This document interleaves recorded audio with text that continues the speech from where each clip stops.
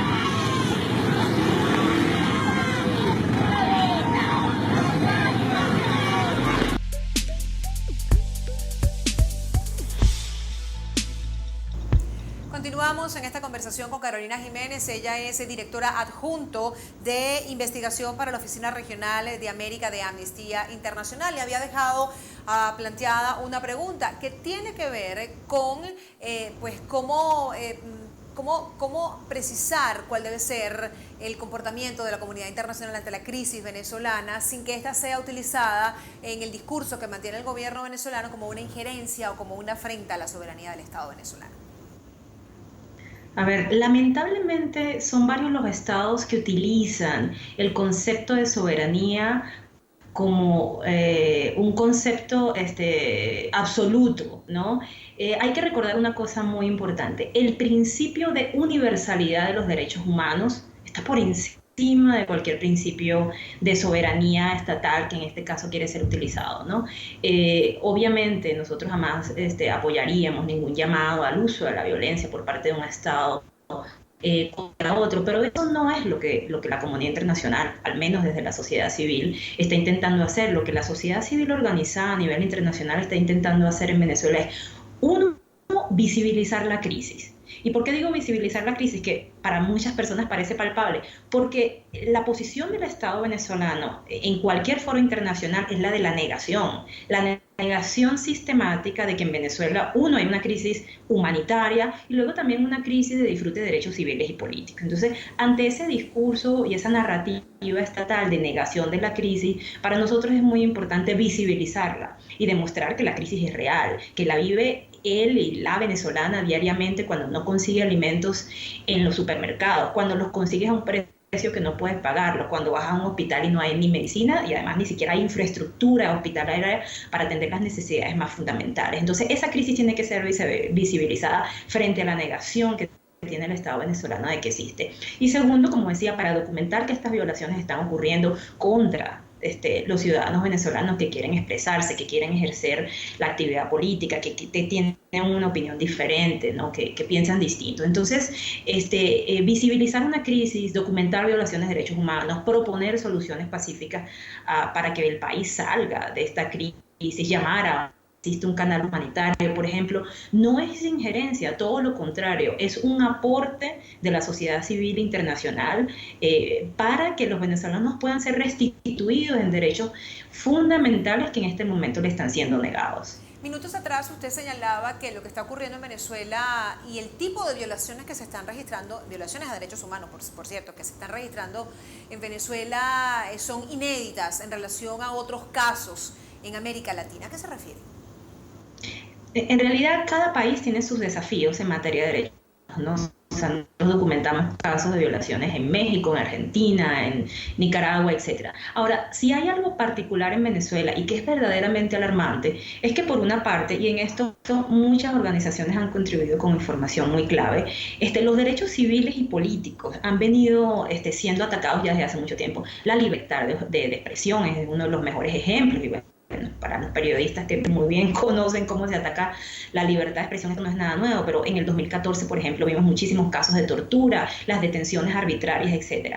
Ahora, lo que ve uno en Venezuela Venezuela es que ese deterioro de los derechos civiles y políticos se ve combinado con un deterioro increíblemente alarmante de los derechos económicos, sociales y culturales, es decir, el derecho a la alimentación, el derecho a la salud, que son obviamente derechos muy básicos, ¿no?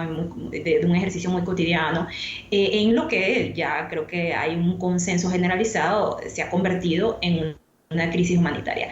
La combinación, justamente eso es lo que hace el caso venezolano tan particular, la combinación de ese deterioro en los derechos civiles y políticos con la falta de acceso a medicinas, a salud, a la alimentación, incluso al derecho a la educación, vuelve al país realmente en una situación de un cóctel explosivo, ¿no? En donde es una gran gama de derechos los que están siendo lesionados con un Estado que, insisto, en vez de buscar soluciones a la crisis, la agudiza y la empeora cuando la gente sale a la calle a exigir cambios y además a demostrar su descontento ante una situación tan dura y tan difícil para el día a día de las familias venezolanas. Entonces, eso es un cóctel explosivo. ¿Qué valoración hace Amnistía Internacional de la judicialización militar del derecho a la protesta en Venezuela? Hemos visto cómo los civiles, ejerciendo un derecho político, son llevados ante la justicia militar, imputados por delitos de rebelión, de traición a la patria, por solamente mencionar dos de la larga lista de delitos a los que deben enfrentarse los venezolanos que han estado protestando desde inicios del mes de abril.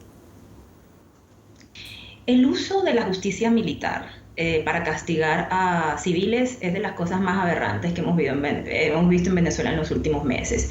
No es nueva. Nosotros en el informe Silenciados a la Fuerza ya habíamos alertado que habían civiles siendo procesados bajo la jurisdicción militar. Stacy Escalona, por ejemplo, es un ejemplo, es un caso que desde enero de este año está siendo juzgada por tribunales militares. Lo que hizo la situación de la protesta es masificar ese uso del fuero militar para civiles.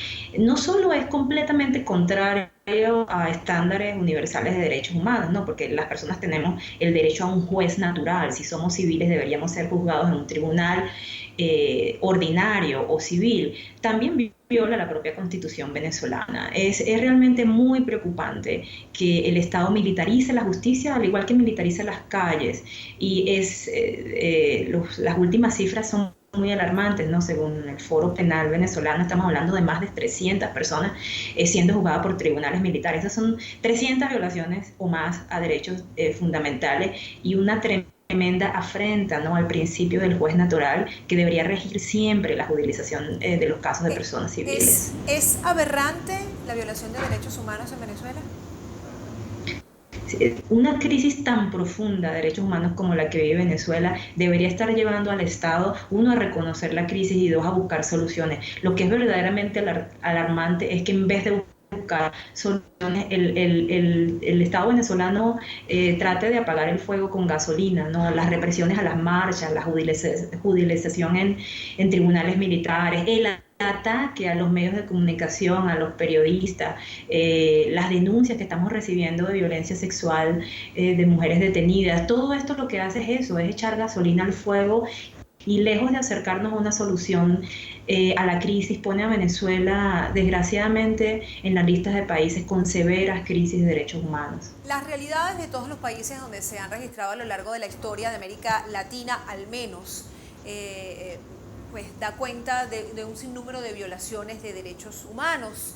Comparar no es algo quizá productivo, pero en el caso de los análisis de datos, y datos me refiero a todos los levantamientos que han venido haciendo ustedes de forma sostenida en Amnistía Internacional, pues los datos pueden servir como elemento fáctico para hacer análisis.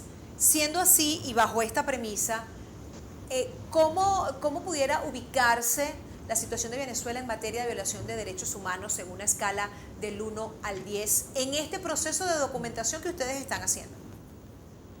Nosotros en realidad no hacemos ranking porque, como comenté anteriormente, cada país tiene sus propios desafíos en derechos humanos, ¿no? Pero obviamente preocupa mucho en Venezuela, como dije, la combinación de ese ataque constante a los derechos civiles, derechos civiles y políticos de los venezolanos, aunado a una crisis humanitaria que se profundiza. Obviamente sí hay indicadores, ¿no? Que demuestran que Venezuela está quedando atrás en la lista de países que promueven derechos de sus ciudadanos. Nosotros vemos con muchísima alarma la publicación del boletín epidemiológico que realizó el Ministerio de Salud después de 2 años de silencio, ¿no?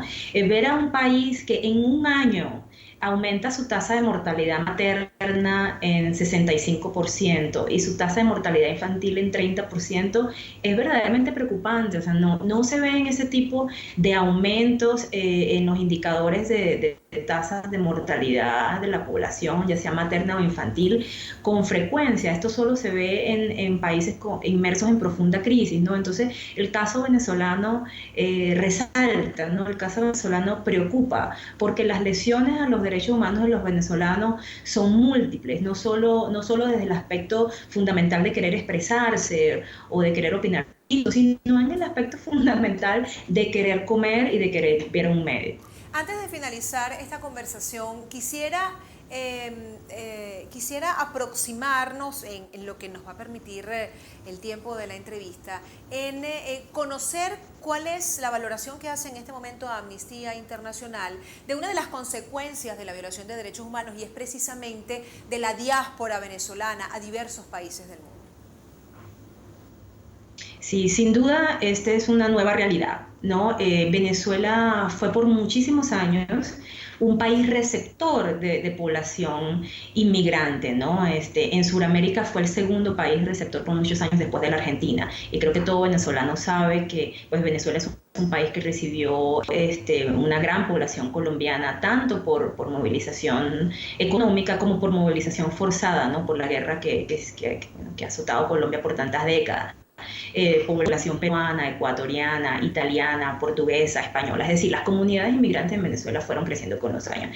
El hecho que ahora sean los venezolanos quienes salen a otros países en búsqueda de otras oportunidades o por persecución es una realidad bastante novedosa, cuyo impacto aún creo que no conocemos. Amnistía Internacional no ha realizado todavía suficiente investigación en el tema, pero obviamente es una realidad ineludible, ¿no? El ver que la diáspora venezolana crece todos los días. El Alto Comisionado de las Naciones Unidas para los Refugiados sí ha dado algunas cifras que demuestran que el número de venezolanos solicitando asilo en otros países, ya sea de la América Latina, en Europa, ha incrementado notablemente. Entonces, creo que es un impacto que aún no es difícil medir, pero no cabe duda de que las y los venezolanos están saliendo de Venezuela, ya sea por la crisis humanitaria o por motivos de persecución política, y que esto requiere de atención no solo de los otros países, sino del mismo Estado venezolano, que tiene que hacer una reflexión profunda de por qué sus ciudadanos están saliendo del país, además en lo que pareciera ser números muy altos.